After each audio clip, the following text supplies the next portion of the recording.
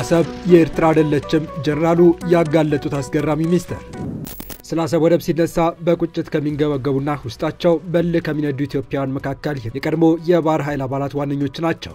ታዲያ ከሰሞኑ በኢትዮጵያና በኤርትራ መካከል በአሰብ ወደብ ምክንያት የተጀመረው መካረር ከፍ ያለ መምጣቱ ተከትሎ በርካቶች ሐሳባቸውን መስጠት ጀምረዋል። ከነዚህ መካከል አንዱ የቀድሞ የባህር ኃይል አባል የሆኑት ሌፍትናንት ፈረዳ አየለ በአንድ ሚዲያ ላይ ቀርበው እጅግ አስገራሚ እውነቶችን አጋልጠዋል። ለመሆኑ እኚህ የቀድሞ የባህር ኃይል አባል ምን አይነት ሚስጥሮችን አወጡ? በአሰብ ጉዳይ ምን አዲስ ነገር ተከሰተ? የሚለውን በትንታኔ እንመለከተዋለን። አብራችሁን ቆዩ። ታላቅ የኢንቨስትመንት ዕድል፣ የህልሞ ቤት በቦሌ ደንበል። ታዋቂው ቪስኮ ሪል ስቴት ያለቁ ዲፕሎማቲክ አፓርትመንቶችን በሚያስገርም ቅናሽ ይዞ መጥቷል። ሰሚ ፊኒሽድና ሙሉ በሙሉ ያለቁ ፉል ፊኒሽድ አፓርትመንቶችን በአዲስ አበባ መሃል በቦሌ ደንበል የራሱ የሆኑ ዲጂታል ካርታ ያላቸው በጥራት የተሰሩና ሰፊ ክፍሎች ያሏቸው ቤቶች የሆኑ ለውስን ቀናት ብቻ የባል ቅናሽ አዘጋጅተናል። የ153 እና 167 ካሬ ሜትር ቤቶችን በ4.5 ሚሊዮን ብር ቅናሽ 25% ቅድመ ክፍያ በመክፈል የቤት ባለቤት መሆን ይችላሉ። ቀሪውን እስከ 2 ዓመት እየኖሩበት ወይም አከራይተው መክፈል ይችላሉ። ቢኖሩበት በምቾት ቢያከራዩት ለዲፕሎማቶች በዶላር መልሰው ቢሸጡ ደግሞ ከፍተኛ ትርፍ ያገኛሉ። አፓርትመንታችን ሰፊ ሎቢ፣ የቆሻሻ ማስወገጃ ቦታ፣ የደህንነት ካሜራዎች፣ በቂ የመኪና ማቆሚያ እና የመሰብሰቢያ አዳራሽ ያለው ሰፊ ቴራስ ይዟል። የህልሞ ቤት ዛሬውኑ ይጠብቆታል።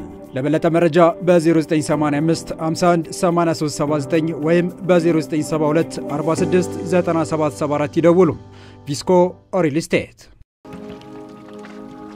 ሌፍትናንት ፈረዳ አየለ በኢትዮጵያ ባህር ኃይል ውስጥ በመርከበኝነት የተቀጠሩት በ1964 ዓ.ም ሲሆን በኤርትራ ውስጥም አምባቲካላና ደንኮል የሚባሉ ማሰልጠኛ ውስጥ ስልጠናዎች መውሰዳቸው ይናገራሉ። በእነዚህ ማሰልጠኛ ጣቢያዎች ውስጥ ለባርተኝነት የሚያበቃቸውን ሙያዊ ክህሎትና ወታደራዊ ስልጠና በሚገባ ተከታትለው መውሰዳቸውን ይናገራሉ።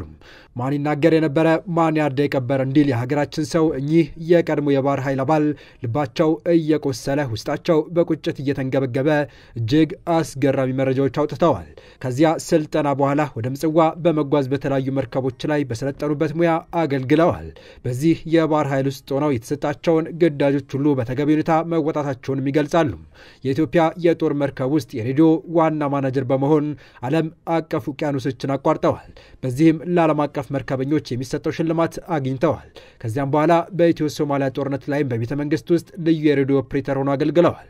ወደ አስመራ በድጋሚ ተጉዘው አገልግሎት ከሰጡ በኋላም በሶቪየት ህብረት የሜካኒካል ኢንጂነሪንግ ልዩ ስልጠና ወስደዋል።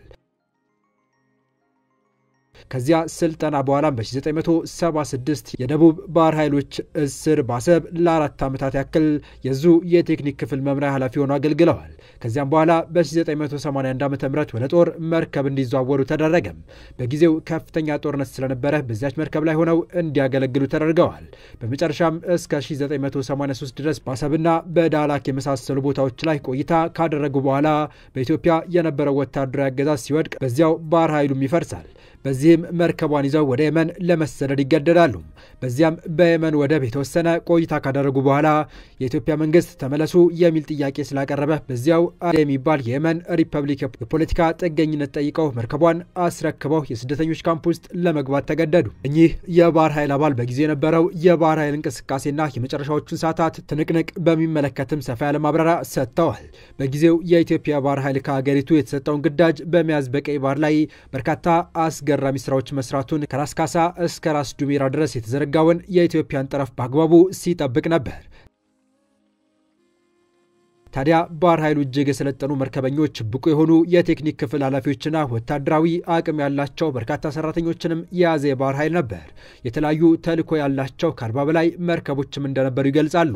እነዚህ መርከቦች ለ34 ዓመታት ያክል ተልዕኳቸውን በተገቢ ሁኔታ ሲወጡም ነበር የቆዩት።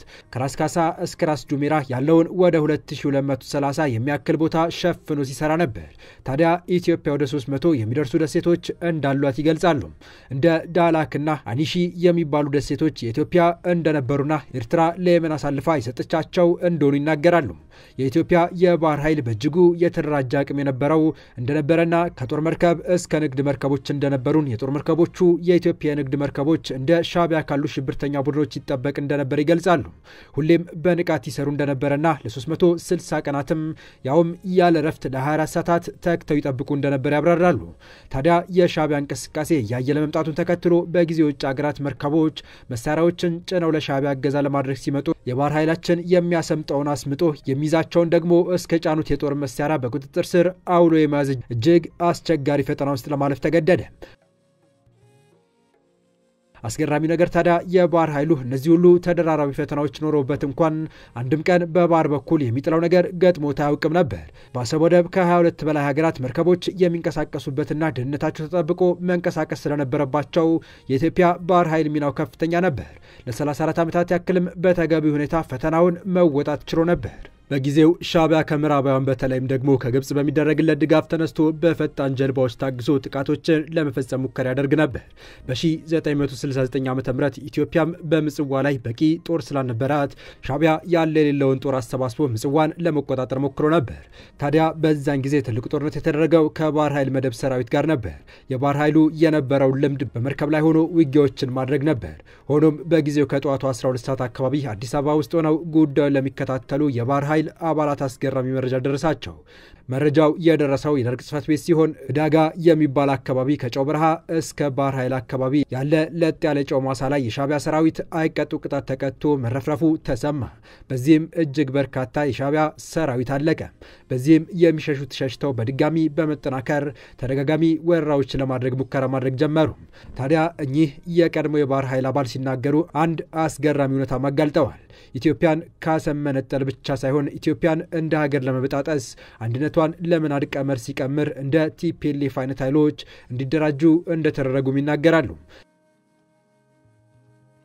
በጊዜው የነበረውን መንግስት ለማዳከም በማሰብ በምስራቁ በኩል ጦርነት ቢያስነሱም የምስራቁ ጦር አይቀጡ ቅጣት ተቀጥቶ ተሸንፎ ሀገር መሆን ተስኖት ወድቋል። ወዲያ በተመሳሳይ ሰዓት ግን በሰሜን በኩል ጦርነት አስነሱ። ታዲያ የቀይ ኮከብ ዘመቻ ቢጀመርም ዘመቻው ሳይሳካ ይቀራል። ታዲያ ቲፒኤልኤፍ ታላቋ ትግራይ እመሰረታለሁ የሚል ቅዠት እንደነበረውም ይናገራሉ። ይህም ሰሜን ኢትዮጵያ ለመገንጠል ፍላጎት ስለነበራቸው ያደረጉት እንደነበር ያብራራሉ። በ1976 ዓ.ም የትግራይና የሻዕቢያ ኃይሎች አደገኛ ሴራን ሸርበው እንደነበረም በተለይም ደግሞ ከትግራይ የተወሰነ መሬት ቆርሶ ለኤርትራ መስጠት፣ ይህ ማለት እስካሁን ደም ሲፈስበት የምንመለከታቸው እንደ ባድሜና እንደ ዛላምበሳ አይነት መሬቶችን መስጠት እንዲሁም ትግራይን ከቀይ ባህር ጋር የሚያገናኝ መንገድ ለመፍጠር አቅደው ነበር ሲሉ እጅግ አነጋጋሪ ሀሳብ ሰጥተዋል። ይህ ሀሳብ ሲጠነሰስ አብርሃም ያየህና ገብረመድህን አርያ የሚባሉ የነሱ ሰዎች በተደጋጋሚ ማስጠንቀቂያ ቢሰጡም ደርግ ግን ቦታ አልሰጠውም ነበር። ከ1982 በኋላ ሁሉም ነገር ድብልቅልቁ ወጣ። ኢትዮጵያ በውስጣዊ ጉዳይ ጥሩ ያልነበረችበት፣ የቲፒኤልኤፍና የሻዕቢያ እንቅስቃሴ በፍጥነት እያደገ የመጣበት እንዲሁም የሶሻሊስት አብዮታዊ መንግስት ዋነኛ ደጋፊ የነበረችው ወዳጅ ሀገር ታላቋ ሶቪየት ህብረት የአሁኗ ሩሲያ ሪፐብሊኳን ስትበትን ከሩሲያ ድጋፍ ያገኘ የነበረው የኢትዮጵያ ባህር ኃይል በተደራራቢ ችግሮች ብቻውን ቀርቶ ግን ጥልጌጥ ሆነ። ታዲያ የመጨረሻዎቹ ሰዓታት ላይ የኢትዮጵያ ባህር ኃይል ምጽዋ በሻዕቢያ ኃይሎች ቁጥጥር ስር መግባቷን ሲረዳ ወደ ዳላክ በመጓዝ ኃይሉን በማጠናከር ወደ አሰብ እንዳይጓዝ ለማድረግ በባህር ሶሌ ጥዩንና የመሳሰሉ የአሰብ ወደብ አውራጃዎች ላይ በመሆን ከፍተኛ ድብደባና ትንቅንቅ ማድረጋቸውን ይገልጻሉ። ሁሉም አይነት ለባህር ኃይሉ አስፈላጊ የሚባሉ ነገሮች ሁሉ የሚገቡት በአሰብ ወደብ በኩል ነበር። ታዲያ መንግስት በአስመራ በኩል ትንቅንቅ በማድረግ ምጽዋን ያስለቅቃል የሚል ተስፋ በባህር ኃይል በኩል ቢኖርም ሳይሳካ ቀርቶ ማዕከላዊ መንግስቱ ወድቆ ፕሬዚዳንቱ ሀገር መሸሻቸው የባህር ኃይሉን ቅስም ሰበረው። በዚህም ከዚህ በፊት በምጽዋ እንደነበረ የባህር ኃይላችን ማስመታት የለብንም በሚል ባንድ ላይ ተሰባስበን ወደ ኋላ ፈገፈጉ። የባህር ኃይሉ ይህንን ከማድረግ ውጪ አንድም አማራጭ አልነበረውም። ምክንያቱም ከማዕከላዊ መንግስቱ ጋር የነበራቸው ግንኙነት ተቋርጧል። ማንም ትዕዛዝ የሚሰጣቸው የበላይ አካል የለም። በዚህም ራሳቸው ሚስጥራዊ ስብሰባ አደረጉ። የተለያዩ እቅዶችም አወጡ። በዚህ ሁኔታ ላይ ያሉ የባህር ኃይሉ ዋና አዛዥ ሻዕቢያና ወያኔ በቡሬ ግንባር በሜሊ እየመጡ ስለሆነ ከወደቡ ወጣችሁ ባህር ላይ ሆናችሁ ጠብቁ የሚል ትዕዛዝ መጣላቸው።